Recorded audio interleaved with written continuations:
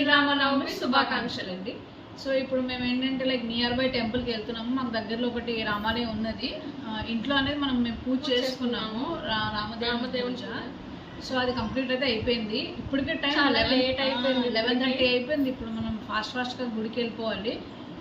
So ఇప్పుడు గుడి దగ్గర నుంచి వ్లాగ్ కంటిన్యూ చేద్దాం, చూసేయండి. సో వీడియో అనేది ఎవరన్నా ఇప్పటివరకు సబ్స్క్రైబ్ చేసుకోకపోతే ప్లీజ్ సబ్స్క్రైబ్ చేసుకోండి. వీడియోని స్కిప్ చేయకుండా చూడండి. మేమైతే మా ఏరియాలో ఉన్న ఒక రామాలయంకి అయితే వచ్చాము. రామాలయం దగ్గర చాలా పెద్ద లైన్ ఉందండి. ఇంత ఎండలో కూడా చాలా పెద్ద లైన్ ఉంది. కానీ లైన్ ఉన్నా కూడా ఏంటంటే వాళ్ళు భక్తులు ఏమంటారు ఫెసిలిటీస్ కోసం టెంట్ కూడా పైన బాగానే వేశారు. అంత ఎండ నాకైతే అంత ఎండ అని అనిపించలేదు. సో అలా లైన్లో వెళ్తూ మాకు లైక్ మా కెమెరామెన్ వాళ్ళ యాబ్సెంట్ అండి. ఎండ గుడికి వెళ్దాం అన్నప్పటికీ అమ్మో నేను రాను అనుకుని ఉండిపోయాడు. సో ఇంకేం చేస్తామంటే మా పాటలు ఏదో మేము పడి మా వీడియో ఏదో మేమే తీసుకుని అలా లైన్లో వెళ్తూ దర్శనంకి వెళ్తున్నాం. ఫస్ట్ అయితే లైన్లో వెళ్ళేటప్పుడు సుబ్రహ్మణ్యేశ్వర స్వామి గుడి ఉంటుంది మాకు రామాలయం బ్యాక్ సైడే. అది ఫస్ట్ దర్శనం ఇచ్చారు ఈసారి.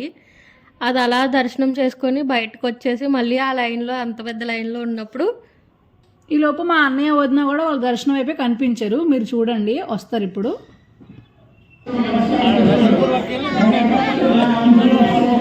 హలో, జై శ్రీరామ్.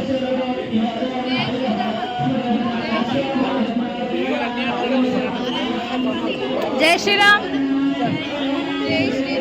జై శ్రీరామ్. చక్కగా అందరూ జై శ్రీరామ్ అనుకుని పలకరించుకొని అదే ఊపు మీద గుళ్ళోకి వచ్చాం లోపలికి. మా దర్శనం అయితే ఒక నియర్లీ 15 minutesలో అయితే కంప్లీట్ అయిపోయింది. దర్శనం కూడా చాలా బాగా జరిగింది. ఇక్కడ ఆంజనేయ స్వామికి అయితే గార్ల దండ కూడా వేశారు. మరి ఈరోజు స్పెషల్ కదా శ్రీరామనవమి అని.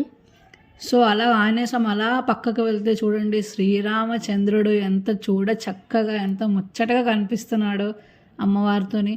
అలా పక్కన కూడా